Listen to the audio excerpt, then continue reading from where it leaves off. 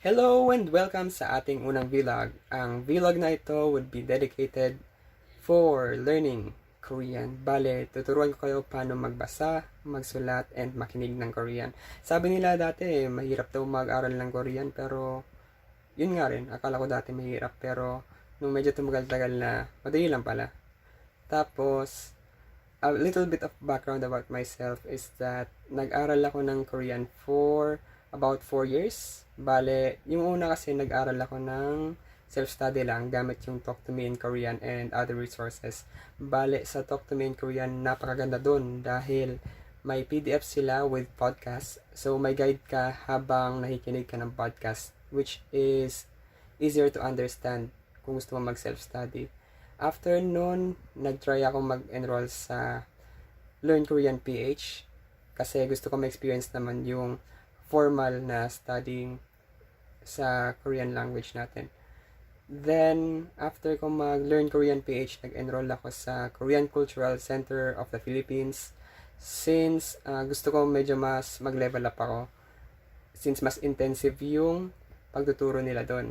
Bale, ito, papakita ko muna sa inyo yung differences nila ng Learn Korean PH and Korean Cultural Center of the Philippines. Pero, both of them naman, napakaganda ng turo nila. Pero, difference na nila is, depende sa availability ng schedule mo.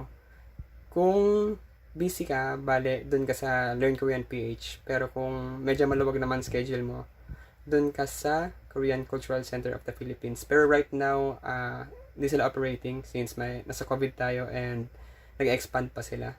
Bale, ito, papakita ko muna yung contents nung libro natin sa Learn Korean PH. Yung ginamit namin nung beginner pa ako.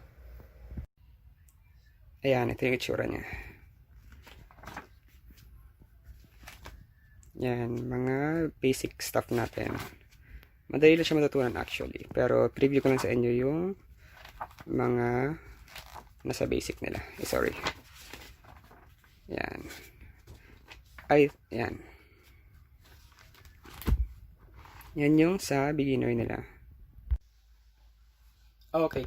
Bali sa Learn Korean PH, ang mura-mura doon kasi 700 pesos lang sila. Tapos, good for 16 sessions siya. Each session is 2 hours. Tapos, once a week lang yung turo nila. Bali, kung medyo busy or busy yung schedule sa work, pwede kayo mag-try dito since hindi nga sila demanding sa schedule. And maganda pa dito is super friendly yung staff nila. Grabe nga yung director nila. Inaya nga akong mag-enroll sa elevator pa lang ako nun. Natanong ako kung gusto ko matuto ng Korean. Bale, mas ginana na mag-enroll nun. Tapos, yung tip ko lang dito is kung di naman kayo sigurado sa skill level nyo, meron naman silang exam na pwede nyo i-take. Kasi may 3 levels sila which is beginner, intermediate, and advanced. So, bago kayo mag-enroll, pwede nyo i-take yun para malaman nyo kung saan kayo i-place. Bale, after kasi nito, di ba nag-basic ako sa Learn Korean PH. Bale, gusto ko mag-level up since medyo maluwag naman yung schedule ko. Yung work kasi namin flexible. Bale, pwede ka mag-request ng off para makapag-aral ka.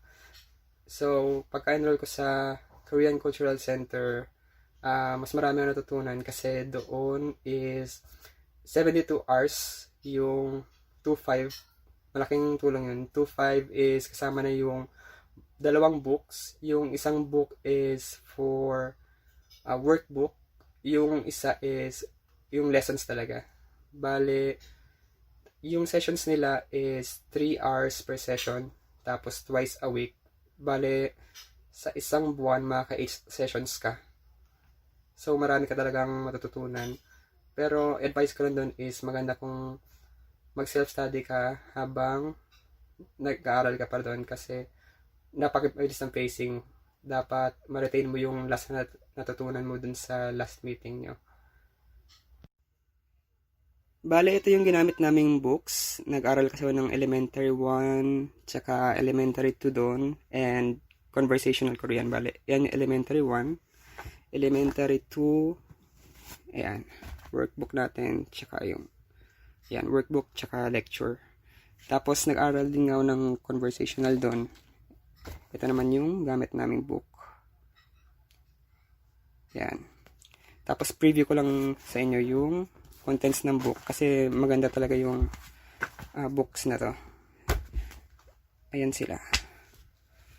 Ayan. So, madali siya matutunan kasi meron siyang mga basic words, tapos yung mga patterns ng sentences natin. And pinakamaganda pa dito is meron kang CD. Yung CD na yan, kunwari yung conversation na yun, pwede mo siya mapakinggan. Kunwari di mo siya mabasa, pwede mo pakinggan. Tapos pwede mo i-practice rin yung pakikinig mo.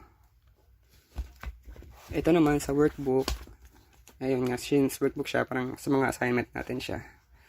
Ayan. Diba medyo pangit yung sulat ko. Pero ganyan talaga yan. Yan. Purely Korean siya sa workbook. Kaya maganda siya. Mapapractice ka talaga. Bali yun. Yan ang ating short introduction about sa vlog na to. Yung mga links ng resources natin, ilalagay ko sa description ng ating video na to.